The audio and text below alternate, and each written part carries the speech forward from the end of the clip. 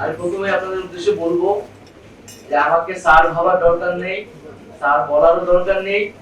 আমি আপনাদের সন্তান হিসেবে এখানে এসেছি। আমি জনগণের পক্ষ থেকে এসেছি, জনগণের দাবি দেওয়া নিয়ে এসেছি, এক নতুন বাংলাদেশের স্বপ্ন নিয়ে এসেছি। নতুন করে স্বপ্ন দেখছে বাংলাদেশের মানুষ, নতুন করে আশা আকাঙ্ক্ষা তৈরি করছে এবং আমরা সেই আশা আকাঙ্ক্ষার প্রতিফলন ঘটাতে এই সরকারের দায়িত্বে এসেছি। আপনাদের কাছেও আহ্বান থাকবে, অনুরোধ থাকবে যে আকাঙ্ক্ষা আমরা আবার নতুন করে তৈরি করছি, যে পুরো বাংলাদেশকে পুনর্গঠন করা, একটা নতুন বাংলাদেশ তৈরি করা এবং এমন একটি বাংলাদেশ তৈরি করা যেখানে এই ধরনের ফ্যাসিজম বা ষড়যন্ত্র আর কখনোই তৈরি হতে না পারে। আমরা জানি বিগত সময়গুলোতে যে যে বাংলাদেশের সাংবাদিকতা, গণমাধ্যম এবং মত প্রকাশের স্বাধীনতার উপর কি ধরনের নির্লজ্জ হস্তক্ষেপ হয়েছে। আমরা চাই না যে সামনের বাংলাদেশে এই ধরনের ঘটনা ঘটুক। আমি প্রথমে আপনাদের উদ্দেশ্যে বলবো যে আমাকে স্যার ভাবার দরকার নেই, স্যার বলারও দরকার নেই। আমি আপনাদের সন্তান হিসেবে এখানে এসেছি। আমি জনগণের পক্ষ থেকে এসেছি, জনগণের দাবি দেওয়া নিয়ে এসেছি, এক নতুন বাংলাদেশের স্বপ্ন নিয়ে এসেছি। এখন আমি আপনাদের কাছে সেই সহযোগিতাটা কামনা করছি। বিভিন্ন সময়ে গণমাধ্যম কর্মীদের থেকে শুনেছি বা আরো বিভিন্ন মানুষের কাছ থেকে শুনেছি যে আমাদের এখানে মত প্রকাশের স্বাধীনতার উপর নানাভাবে বাধা তৈরি করা হয়েছে এবং যেহেতু ফ্রিডম অফ প্রেস যদি না থাকে, ফ্রিডম অফ স্পিচও কিন্তু নিশ্চিত হয় না। সেই জায়গায় কিন্তু গণমাধ্যমের স্বাধীনতা নিশ্চিত করতে আমাদের কাজ করতে হবে। সেই জায়গায় বিভিন্ন ধরনের আইন এবং বিধিনিষেধ রয়েছে, যেগুলো নিয়ে সমালোচনা রয়েছে।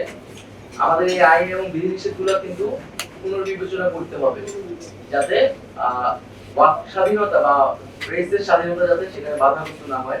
এই আন্দোলনে ছাত্র জনতা শ্রমিকদের পাশাপাশি কিন্তু প্রচুর সাংবাদিক শহীদ হয়েছেন, আহত হয়েছেন। আমি জানি না এখন পর্যন্ত কি উদ্যোগ নেওয়া হয়েছে, কিন্তু দ্রুত সময়ের মধ্যে এই সাংবাদিক যারা এখন আহত অবস্থায় আছেন এবং যারা শহীদ হয়েছেন তাদের পাশে এবং তাদের পরিবারের পাশে আমাদের দাঁড়ানো উচিত। এই আন্দোলনের মাঝে কিভাবে ইন্টারনেট বন্ধ করে দেওয়া হয়েছিল এবং একটা ব্ল্যাক আউটে চলে গেছিল, এখানে কি হচ্ছিল কিছুই জানা যাচ্ছিল না এবং একদিকে ইন্টারনেট বন্ধ করে দেওয়া হয়েছিল, সোশ্যাল মিডিয়া বন্ধ, তথ্যের কোনো প্রবাহ চলছিল না, মানুষের কাছে কেউ কিছু জানতে পারতেছিল না এবং অন্যদিকে ইলেকট্রনিক মিডিয়া কিন্তু সম্পূর্ণ সরকারের কর্মকর্তা ছিল। এবং এটা আমি নিজের ব্যক্তিগত অভিজ্ঞতা থেকে বলছি, আমাদের কোনো বক্তব্য কিন্তু একটা সময় সেই সময় প্রচার করা হতো না। আমাদের বিভ্রান্তিকর বক্তব্য বা হচ্ছে যেটা আমরা বলিনি এরকম ডিসকোড করে প্রচার করা হতো। তারপর আমরা সেই সময় দেখেছি যে কিছু প্রিন্ট মিডিয়া আমাদেরকে সাপোর্ট দিয়েছে, আমাদেরকে অনেক মিডিয়ার অনেক জায়গা থেকে বিভিন্ন ভাবে সাপোর্ট দেওয়া হয়েছে। এই আন্দোলনের পুরো সময় যারা ফিল্ড লেভেলে কাজ করেছে, রিপোর্টাররা কাজ করেছে, তারা আমাদেরকে নানাভাবে সহায়তা করেছে। এই আন্দোলনে জনগণের পক্ষে থেকেছে। হয়তো হাউসের কারণে, হাউসের পলিসির কারণে, মালিকের কারণে অনেক কিছু তারা সেই সময় করতে পারেনি। আমরা চাই না যে এই জিনিসগুলো বাংলাদেশে কখনো পুনরায় ফিরে আসুক। সাংবাদিকদের বেতন কাঠামোর বিষয়টি নিয়ে কথা বলতে চাই। এটা নিয়ে অনেক অসন্তোষ রয়েছে এবং আমরা যদি মেধাবীদেরকে উৎসাহিত করতে না পারি সাংবাদিকতায়, তাহলে কিন্তু সাংবাদিকতা এগোবে না। সেই জায়গায় যারা রিপোর্টার, যারা জুনিয়র লেভেলে কাজ করতেছে, তাদের বেতন কাঠামো কিন্তু খুবই কম। অনেক জায়গায় কোনো বেতন কাঠামো মানা হয় না। তো এই বিষয়ে সুস্পষ্ট নীতিমালা প্রয়োজন। আমাদের চলচ্চিত্র নিয়ে আমাদের অনেক বেশি কাজ করতে হবে। আমাদের তরুণ প্রজন্মের কিন্তু অনেক আকাঙ্ক্ষা চলচ্চিত্রের জায়গা থেকে, এবং সেই আকাঙ্ক্ষা কিন্তু বাংলাদেশে পূরণ হচ্ছে না। কিন্তু অনেক আগ্রহী ছেলে পেলে আছে যারা কাজ করতে চায়। তো সেই আকাঙ্ক্ষা অনুযায়ী আমাদের হচ্ছে চলচ্চিত্র নিয়ে কাজ করতে হবে। আমরা ইতিমধ্যে জানি যে আমাদের অনেকগুলো চলচ্চিত্র সেন্সরড অবস্থায় আছে।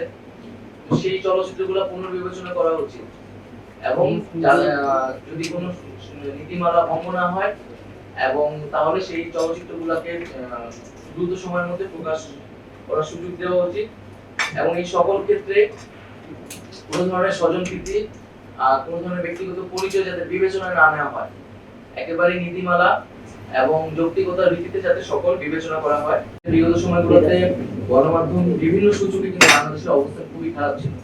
দক্ষিণ এশিয়াতে আফগানিস্তানের পরে কিন্তু বাংলাদেশ ছিল, এত নিচের দিকে ছিল। এই বিষয়গুলো কিন্তু আমাদের খুব গুরুত্বের সাথে বিবেচনা করা উচিত, কারণ গণমাধ্যমের সাথে কিন্তু গণতন্ত্রের অন্যতম একটি পিলার বলা যায়। তো আমরা যদি গণতন্ত্র চাই, আমাদেরকে গণমাধ্যমের স্বাধীনতা, মানুষের বাক স্বাধীনতা নিশ্চিত করতে হবে।